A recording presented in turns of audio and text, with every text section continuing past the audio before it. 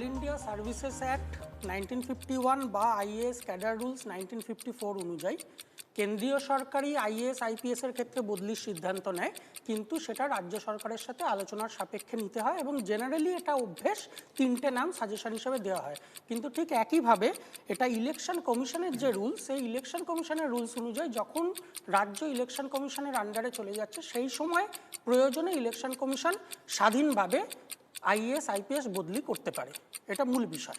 দ্বিতীয় হচ্ছে রাজীব কুমারের মতো পুলিশ আধিকারিক আমরা দেখেছি যারা সত্যি সত্যি উর্দি ছেড়ে তৃণমূলের ঝান্ডাটা ধরেছেন।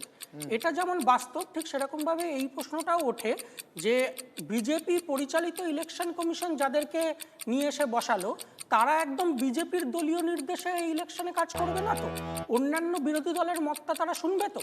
একটা জিনিস দেখা যাচ্ছে, এটা বাস্তব, সেটা হচ্ছে মুর্শিদাবাদের মতো জেলা, যে জেলায় বিজেপি কোনোভাবে লড়াইয়ে নেই, তৃণমূলের সাথে লড়াইটা বামেদের অথবা কংগ্রেসের, সেই জেলার ক্ষেত্রে কিন্তু একাধিক ওসির ক্ষেত্রে বামেরা এবং কংগ্রেস সেই 24-এর লোকসভায় এবং তার পরবর্তীকালে এই 2 বছর ধরে বারবার ইলেকশন কমিশনে অভিযোগ জানিয়ে এসছে, কারণ লোকাল স্তরে ভোটকে প্রভাবিত করে ওসিরা, সেকেন্ড অফিসাররা, কিন্তু দেখা গেছে তাদের বিরুদ্ধে কিন্তু এখনো অবধি মুর্শিদাবাদ জেলার ক্ষেত্রে বিভিন্ন ওসির বিরুদ্ধে বারবার বামেরা অভিযোগ করা সত্ত্বেও তাদেরকে ইলেকশন কমিশন বদলি করেনি।